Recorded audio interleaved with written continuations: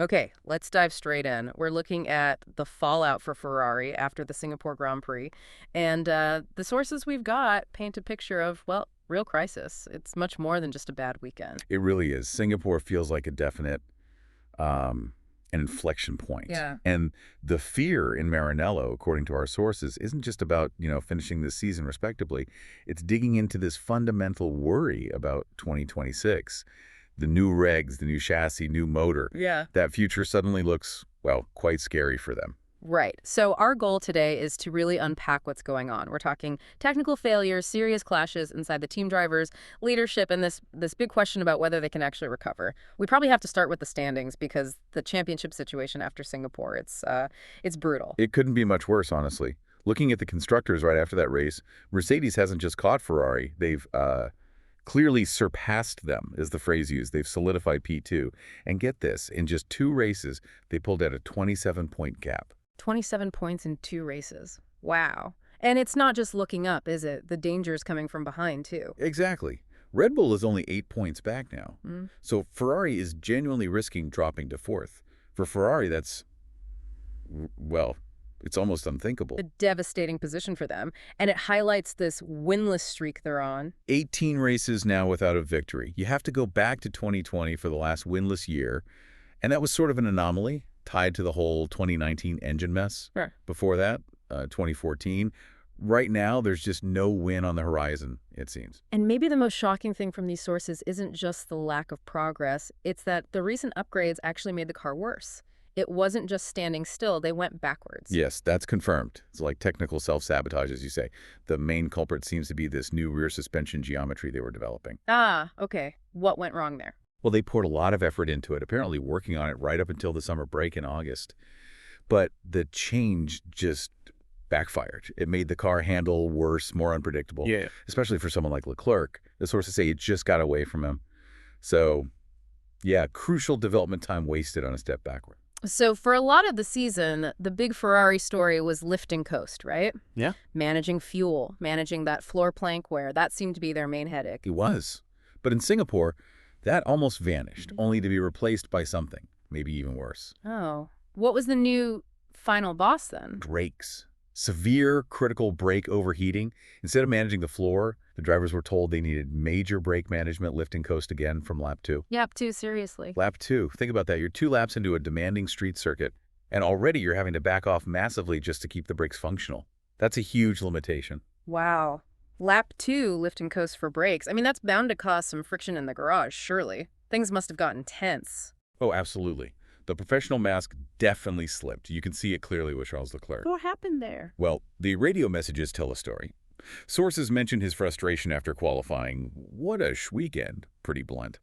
But the real flashpoint seems to have been during the race. He's trying to manage these overheating brakes, keep pace, and he snaps back at his engineer, something like, "Don't you dare complain, I have to do 200 meters of lift and coast all the time." Real fire there. And he didn't exactly smooth things over with the media afterwards either, did he? Not at all. He told Sky Italia, I believe, that the brake management they needed was quite exaggerated compared to other teams. And then he dropped that line about them being the lonely 4th team. Ouch. That's basically calling out Norris' design publicly. And it seems that criticism hasn't gone down well back in Maranello. This is interesting. The sources say there's now a real rift. A group of engineers in the technical department are apparently getting fed up with Leclerc's constant critiques. The word used is resentment towards him for how he talks about the car and manages it on track. Resentment from the engineers towards the star driver. That's not a healthy dynamic.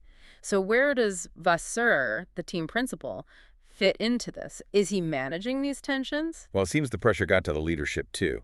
Sources talk about a very altered discussion. Basically, a big argument between Vasseur and a senior technical figure right after that nightmare qualifying in Singapore.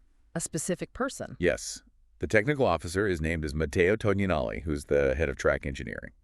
So This isn't a minor disagreement. This is tension high up in the technical leadership. Right at the core of the trackside operation, it really shows the pressure cooker environment. And it wasn't just on Leclerc's side of the garage, was it? There was that bizarre incident with Lewis Hamilton's communication, too. Yeah, equally telling. Hamilton was also struggling badly with the brakes, asking his engineer, Riccardo Adami, for guidance on how to manage them. And this is where that incredible mistake happened on the radio. Yeah, exactly. Adami tells Hamilton to stop cutting the corners, which sounds like a simple instruction, but... Yeah. But in context, it's huge. He's basically admitting Hamilton has to cut corners just to try and cool the brakes, right? Precisely.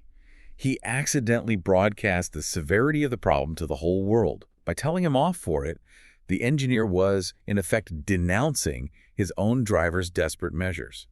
It just highlights this massive breakdown in cohesion and communication. That is just, wow. The engineer essentially throws his driver under the bus because the car is fundamentally flawed. It's a perfect little snapshot of the chaos, isn't it? It really is. High stress, lack of a clear plan. Which points directly upwards towards the leadership. This level of dysfunction has to have roots at the top. And here we have a really quite damning revelation about Vasseur's contract renewal earlier in the year. Sources suggest he was actually renewed back in July, primarily because Ferrari had no alternatives. No alternatives. So he got the job renewed not on merit, but because they couldn't find anyone else willing or suitable. That's the implication. Management by default, almost. It's a shocking lack of confidence, really, in the team's attractiveness or stability, if that's true. And the results since that renewal certainly don't help his case. They're pretty catastrophic, actually. Since roughly the British GP, around when the renewal happened, Ferrari scored just 50 points. Compare that. McLaren got 134, Mercedes 105, Red Bull 98. Rivals have basically doubled, or in McLaren's case, nearly tripled, Ferrari's points haul during that period. And the Italian press has noticed, I assume? Oh, they're livid, calling Vasseur's excuses embarrassing, pointing out how he tends to blame things like, minor classification procedures instead of the glaring technical failures like the brake issue in Singapore. It sounds like a deflection tactic that isn't working. And this leadership vacuum isn't just about Vasseur. The sources are also quite critical of the lack of focus from the very top brass chairman John Elkann and CEO Benedetto Vigna. They're described as not being genuinely interested in the sporting side of things. So their visits to the track are just, ceremonial? Pretty much, to remind people they're the executives rather than to actually understand the team's weaknesses or, help fix them. That lack of focused, high-level sporting direction sounds critical. It's seen as so significant that some commentators are even suggesting Ferrari needs a complete outsider. Someone like, say, a Christian Horner figure who could come in and operate far from the cultural inheritances of Maranello, basically, blow things up and start fresh, because the feeling is the internal culture itself is the main blockage. That phrase, cultural inheritances, really sticks out. It implies the problems are incredibly deep-rooted, and all this internal turmoil is happening just as the huge 2026 regulation change is looming. Exactly. And the mood inside the team about 2026. Sources say it's not excitement, it's just fear. Fear, and that fear must be linked to their development capacity, right? Absolutely. There's this terrifying question being asked. Who knows if the current technical director has even been able to turn the page to the 2026 car? Because they were still working on that failed rear suspension upgrade until August. Precisely. If they were bogged down with fixing the current car that lead into the summer, it suggests they might be months behind on starting the crucial 2026 project. Months behind, when other teams might have switched focus much earlier. That's the huge concern. We know some teams, like Williams, for example, reportedly stopped 2024 development way back in April, specifically to pour resources into 2026.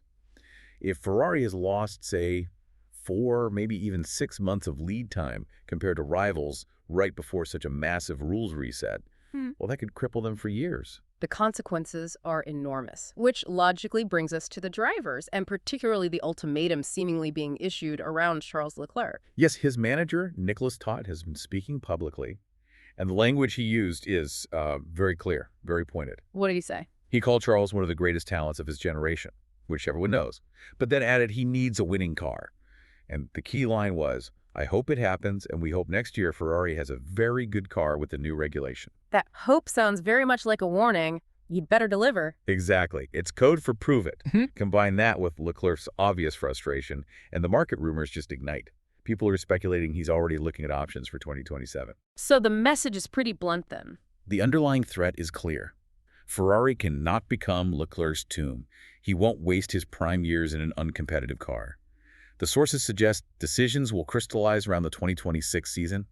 That essentially gives Ferrari 1 year under the new rules to show they've got it right. And the stakes are doubled now, aren't they, with Hamilton joining? Immensely.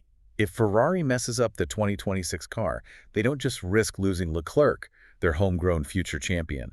They risk losing Lewis Hamilton, the 7-time champion they just signed.